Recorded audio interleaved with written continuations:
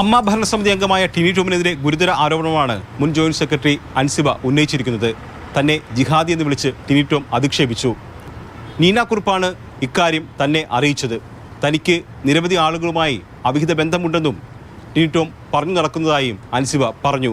അതോടൊപ്പം എക്സിക്യൂട്ടീവ് കമ്മിറ്റിയിലെ മറ്റൊരു വനിതാ അംഗം തനിക്കെതിരെ വ്യാജ പോലീസ് കേസ് കൊടുത്തെന്നും അൻസിബ ആരോപിക്കുന്നുണ്ട്. അവരുടെ കുടുംബ ബന്ധവുമായി ബന്ധപ്പെട്ട് തന്നെ പോലീസ് സ്റ്റേഷനിലേക്ക് വിളിച്ചു വരുത്തി മാനസികമായി പീഡിപ്പിച്ചു.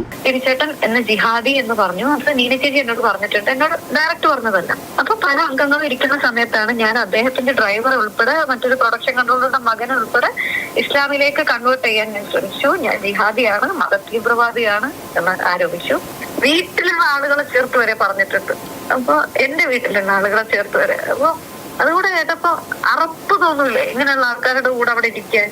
എന്നാൽ അമ്മയുടെ നേതൃത്വത്തിൽ സജീവമായി പ്രവർത്തിക്കുന്നവരെ ഇല്ലായ്മ ചെയ്യാനാണ് ആരോപണം ഉന്നയിക്കുന്നതെന്ന് ടിനി ടോം പ്രതികരിച്ചു. താൻ പറഞ്ഞതിൽ എന്താണ് തെളിവെന്നും ടിനി ടോം ചോദിക്കുന്നുണ്ട്. അത് വേറെ ആരോ പുള്ളിക്കാരത്ത് പറഞ്ഞു കൊടുത്തു. അതങ്ങനെ പറയരുതല്ലോ, നേരിട്ട് കേട്ടാലേ പറയാൻ പാടുള്ളൂ. അല്ലെങ്കിൽ അതോറിറ്റീസിനെ ഏൽപ്പിക്കണം. നമുക്കിവിടെ ഒരു നിയമ ഇതുണ്ടല്ലോ, അതായത് പോലീസ് സ്റ്റേഷനുണ്ട്, അവിടെ കൊണ്ടേ കൊടുക്കും. ഇങ്ങനെ പറഞ്ഞു എന്ന് പറഞ്ഞിട്ട് വേറൊരാൾ പറഞ്ഞു. അമ്മ അംഗമായ പ്രിയങ്കയും ടിനി ടോമിന് പിന്തുണയുമായി രംഗത്തെത്തി. ഒരു സ്ത്രീയെയും ഒരിക്കലും അധിക്ഷേപിച്ചിട്ടില്ലാത്ത വ്യക്തിയാണ് ടിനി ടോം എന്ന് പ്രിയങ്ക പറഞ്ഞു. എൻ്റെ ഒരു സഹപ്രവർത്തകനാണ്, എൻ്റെ ഹസ്ബൻഡിൻ്റെയും കൂടെ സഹപ്രവർത്തകനാണ്. ഒരുപാട് വർഷം കൊണ്ട് കണ്ടുകൊണ്ടിരിക്കുന്ന ഒരാളാണ്.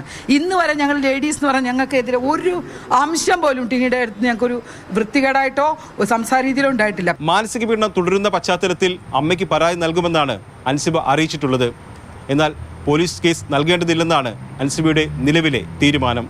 S Arun Shankar, Mathrubhumi news, Kochi.